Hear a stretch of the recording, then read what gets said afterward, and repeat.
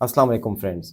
मॉरितानिया का e visa बहुत अच्छी बात यह है फ्रेंड्स कि इस वीज़ा के लिए ना ही आपको कोई डॉक्यूमेंट्स की ज़रूरत है, ना कोई बैंक स्टेटमेंट, ना टैक्स रिटर्न्स, ना कोई बिजनेस या जॉब के डॉक्यूमेंट्स चाहिए आपको। इनफैक्ट आपको होटल बुकिंग और एयर टिकट बुकिंग की भी ज़रूरत नहीं है। आपको 24 घंटे के अंदर ये वीज़ा मिल जाएगा विदाउट एनी डॉक्यूमेंटेशन। और इसकी फ़ीस भी आपने तब पे करनी है जब आप वहाँ पहुँच जाएंगे। बहुत आसान और ई वीज़ा है, ऑनलाइन अप्लाई करना है अपने घर बैठे।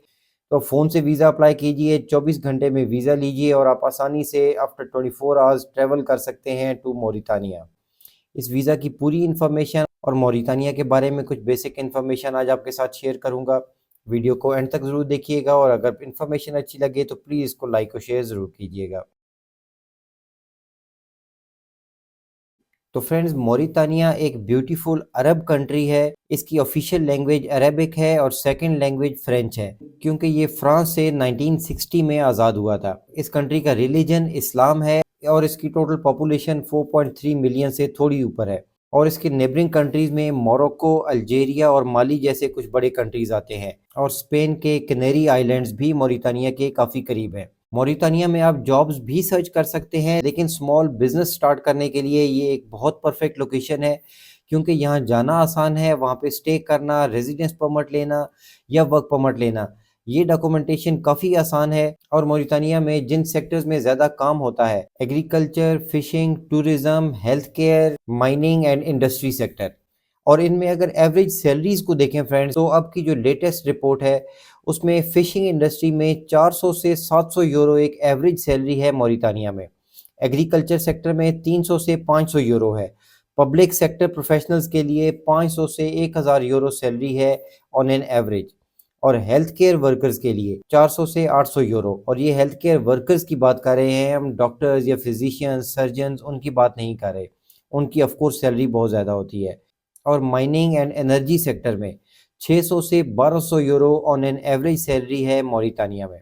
मैं खुद मॉरितानिया गया नहीं हूँ, लेकिन ऑनलाइन जो लेटेस्ट इन्फॉर्मेशन मिली है उसके मुताबिक मॉरितानिया में एवरेज सैलरीज काफ़ी अच्छी हैं। यूरोपियन कंट्रीज़ जैसा कि पुर्तगाल, अल्बानिया, सर्बिया, उनमें भी सैलरीज कुछ इतनी ही होती हैं, ऐसे ज़्यादा सैलरीज नहीं मिलती एक आम नॉर्मल वर्कर के लिए जो कि फ्रेश एक उन कंट्रीज़ में मूव होता है। तो मॉरितानिया में बिज़नेस के लिए बहुत अच्छी अपॉर्चुनिटीज़ हैं।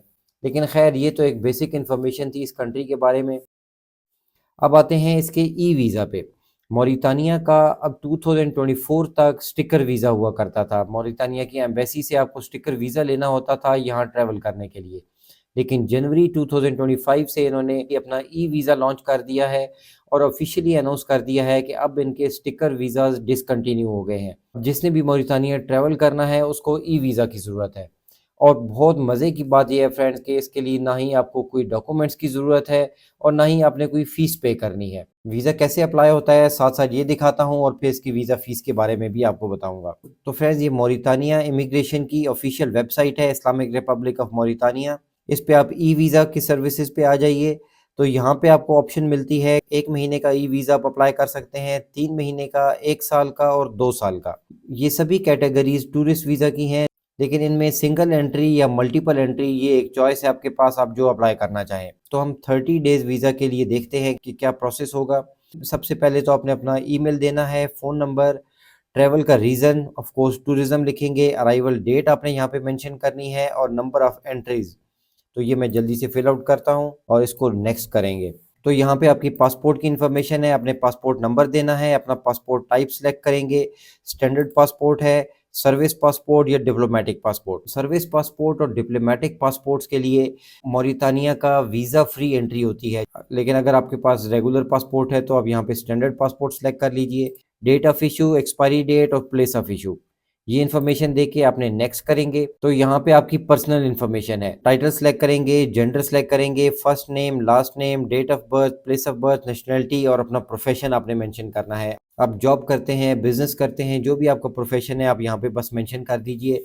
याद रखिए कि कोई डॉक्यूमेंट्स आपसे नहीं मांगे जाएंगे, आपको जो मुनासिब लगता है आप यहाँ पे मेंशन कर सकते हैं। तो फ्रेंड्स, ये आपकी वीज़ा की इन्फॉर्मेशन कंप्लीट हो गई। अब आपके पास 2 स्टेप बाकी है और यहाँ पे आपने अपनी पिक्चर अपलोड करनी है। ये इसके बारे में थोड़ी-सी इन्फॉर्मेशन दी गई है कि कैसे पिक्चर होनी चाहिए, उसका साइज़ क्या होना चाहिए। इसके बाद नेक्स्ट करेंगे तो आपसे पासपोर्ट का इमेज माँगा जाएगा। आपने पासपोर्ट को स्कैन करके वो अपलोड करना है और दैट्स इट, आपकी ये वीज़ा एप्लीकेशन कंप्लीट हो जाएगी। इसको आपने सबमिट कर देना है। कोई और इन्फॉर्मेशन, कोई और डॉक्यूमेंट्स और कोई फीस की ऑप्शन यहाँ पे है ही नहीं। ये आपकी इन्फॉर्मेशन सबमिट हो जाती है, आपको ईमेल भी आ जाएगी और जिसमें एक आपको रिक्वेस्ट आईडी दी जाएगी।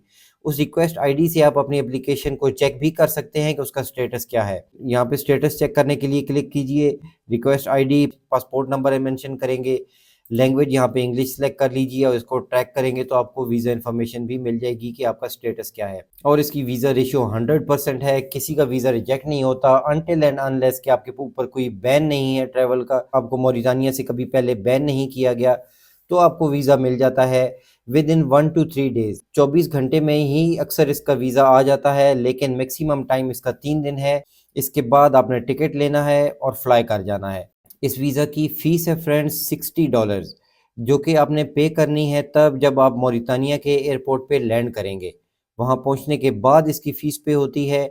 वहाँ पे आपसे शायद होटल बुकिंग भी मांगी जाए, तो इसलिए बेहतर है कि आप जाने से पहले एक होटल बुकिंग करा लें ताकि कोई प्रॉब्लम ना हो आपको एंट्री के टाइम पे। यहाँ जाने के लिए फ्रेंड्स लोगों के डिफरेंट रीज़न्स हो सकते हैं। मैं अक्सर ये बात कहता हूँ कि वीडियो बनाने का मकसद आपको फ़ोर्स करना नहीं है कि आप ज़रूर इस कंट्री में जाएँ। भाई किसी का मकसद है जॉब करना, किसी का मकसद है बिज़नेस करना, कोई टूरिज़्म के लिए जाना चाहता है और कोई सिर्फ़ अपनी ट्रैवल हिस्ट्री को बेहतर करने के लिए जाना चाहता है। तो ये आपने डिसाइड करना है कि क्या ये कंट्री आप लोगों के लिए बेहतर है। मेरी जॉब है कि मैं आपको प्रॉपर इन्फॉर्मेशन दूँ और जितने ज़्यादा से ज़्यादा कंट्रीज़ की डिटेल्स आप लोगों के साथ शेयर कर सकूँ ताकि आपके पास इन्फॉर्मेशन हो और आप लोग डिसाइड कर सकें कि आपके लिए क्या ऑप्शन बेहतर है। अपना और अपने इस चैनल का ख़्याल रखिएगा। Thanks for watching. अल्लाह हाफ़िज़।